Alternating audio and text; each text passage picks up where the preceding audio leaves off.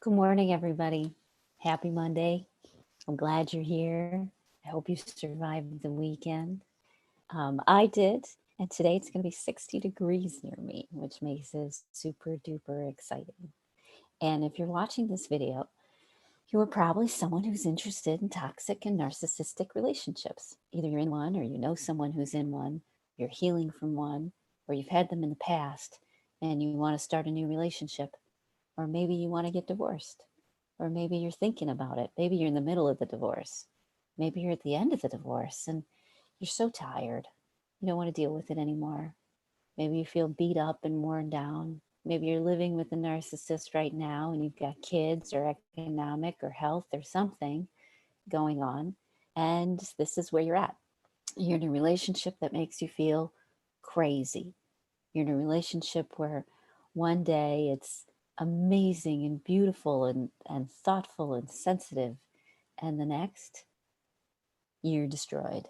You're ripped apart. You're ripped to pieces, emotionally, mentally, energetically, many times physically, either because of the stress or because of the consequences or reactions or whatever it may be of the person who is struggling with their mental health disorder. And you are well on your way to struggling with your own mental health disorder because of this relationship. So if that's you, either the narcissist is at work in your past, current, doesn't matter. If that's you, you're in the right place. I'm Rita Hickman. I'm a body mind expert and a shiatsu massage therapist. And I've been helping women for 12 years plus figure out how to heal and stand up for themselves to narcissists and other sorts of toxic bullies. So, the question on the table today is, can a narcissist change their spots? So, we've talked before about how there's a whole, gray scale of narcissism, and we all have a little bit. And narcissism is really self preservation.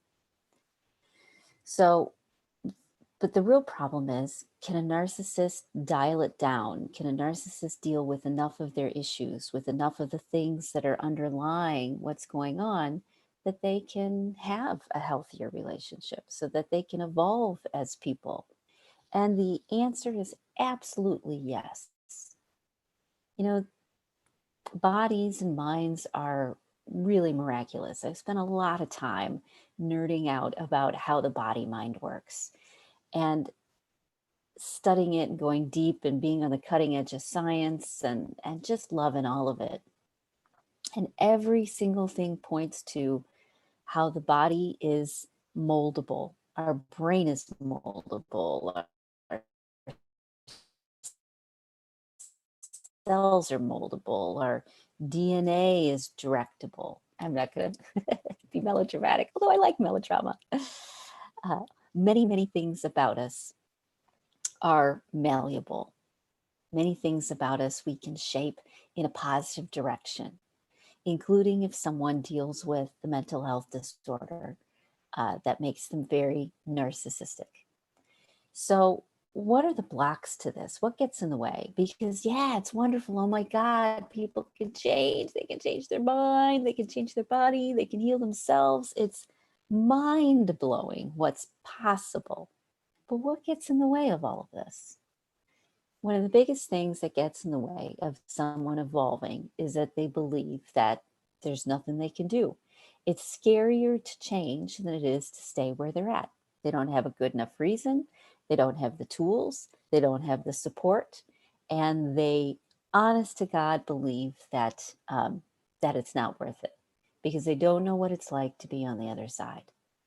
Now, you as an empath, you've probably had many beautiful associations with people, deep, meaningful, powerful, connecting, intimate, special, wonderful. You probably have this whole depth of understanding of what life can look like, but how beautiful it can be and magical and mysterious and exciting. And you know that. And you know that when two people come together to make a relationship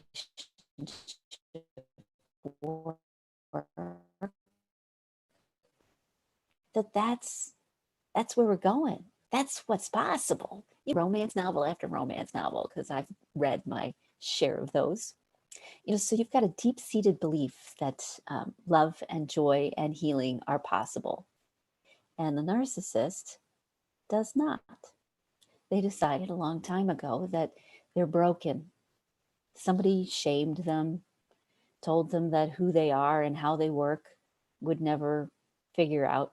And it was at an age or a time or with the DNA or the trauma or something. And they believed it. You, as an empath, know something entirely different. You know that when we relax and connect, that magic happens, right? That relationships are worth it, that they're worth working towards, they're worth trying, they're worth staying open and being vulnerable and fragile and sensitive. And that's where all the beauty and the magic is. You know that. Narcissist doesn't know that. Not really. They've never had that experience.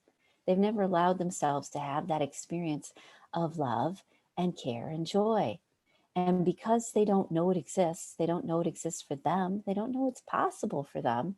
Because of that, they stay stuck.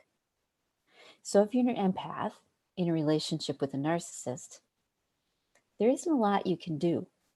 The main thing, like being in a 12-step program, is to work on yourself. Work on finding your voice, work on the tools, work on understanding clarity to the depth of the problem. What's really going on? Where does their narcissism come from? Does it come from a mental health disorder? Does it come from complex trauma, from both, layered one on top of the other? Does it come from being dehydrated or hungry or your blood sugar low? What triggers these things? Who is this person that you are stuck in a relationship with? Like with anything, you need to get to know who you're working with, what's going on, not just how they make you feel, not just how it affects you, but who are you? What's happening? And if you don't know, or if you're just making your best guess or asking all your girlfriends and they're saying, yeah, screw him, you need to start looking around in different places because there are answers. There's ways that we evolve and change and heal and move. And if you do it and you show it's possible, then all of your relationships have to change as a result. I've seen it, honestly. I really have in all of my relationships. When I used to be in that place of hurt and woundedness and tired of being beat up and empty and depleted, um, I couldn't see it. I thought, oh my God, this is the way life is going to be for the rest of my life. But that's not true. When you start getting your needs met, support and care and community, when you start having more of those beautiful experiences, talking to the trees and putting your feet in the grass and looking and letting the sun warm your face, when you let yourself have those experiences and you get grounded and stronger, more connected, deeper, what happens is your relationships are forced to change around you. You're setting a higher tone. You're actually being the leader for the relationship and turning it into something good. Now, lots of women, not worth it. So not worth it because the narcissist is way too far down the rabbit hole. There's been too many wounds, too much hurt, too many things that can't be forgiven, too many memories. And I get that. That's completely understandable. But if you feel like you can't move, like you can't pivot, like you're trapped, it's really not true. When you start working on you, when you start cleaning up your wounds, getting love and support and care, you change. And when you change, everyone else is forced to change with you because you took the record off the record player and you put a different one on. You said, no, this is the song we're singing. This is the road we're walking. One of the beautiful things about a narcissist is they are agents of change, and they're powerful, powerful transformational agents of change because they're able and willing to find the thing that will cause you the most pain and the most damage and to push it and push it and push it and push it and push it until you figure out how to not let it get pushed anymore. A combination of dialing down your own woundedness around it and setting boundaries so that they're not allowed to take you down that hole into your trauma and into your nightmares again. You don't allow them because you love and respect yourself more than that. Now, some people, they find ways and opportunities because they don't want to be in that hole. They don't want to be a narcissist. They don't want to feel trapped by their own emotions. And when they see it's possible, then they start thinking that maybe it is possible. And they start looking for reasons as to why they can change or shift. And maybe that's not you. A lot of times it's not you. A lot of times it has to be something deeper, like a grandchild, or time goes by and their parents die, or they go through some tragedy and they're forced to self reflect. Many times it takes something pretty big, not just the same old routine relationships that they've had with everybody since childhood, but something has to shake them out of their boots at the right time in the right way. As I said, something important. If a narcissist or someone with high narcissistic tendencies finds a good reason and realizes that it's possible and they get the support that they need, absolutely they can change. But it has to be their idea. They have to want to. They have to decide that they don't want to live the way that they've lived anymore. And then they have to get the support that understands the process they're going through. Doesn't have to be you. Absolutely doesn't have to be you. And if it is you, that's the challenge. The challenge is to help you evolve, to help you clean yourself up, to help you create a better life for yourself. And the narcissist is just a challenge to you to do that. They're the ones that push and manipulate and in, in their weird, creepy, awful way encourage, because you're feeling so horrible, you just can't skate by anymore. You need to make a change. That happens with a lot of women, a lot of men too, but I speak more specifically to women. So, if you feel trapped or stuck with a narcissist, wondering if they're going to change their spots or not, whether it's worth it, whether you care, whether the potential is there and how you can support that, reach out, because that's what I do. I help women who are narcissistic and toxic relationships stand up for themselves and take their power back and become the women that they've always been meant to be. So, I hope you have a great day. Share these videos with other women who are struggling, and there's a lot of them struggling right now. Share these with them. Let's give them some hope and direction and support.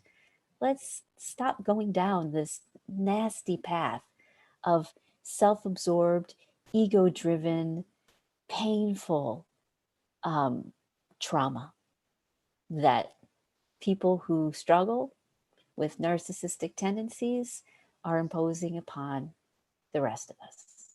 It's time to help them and help ourselves, okay? And you can do it, and we'll do it together.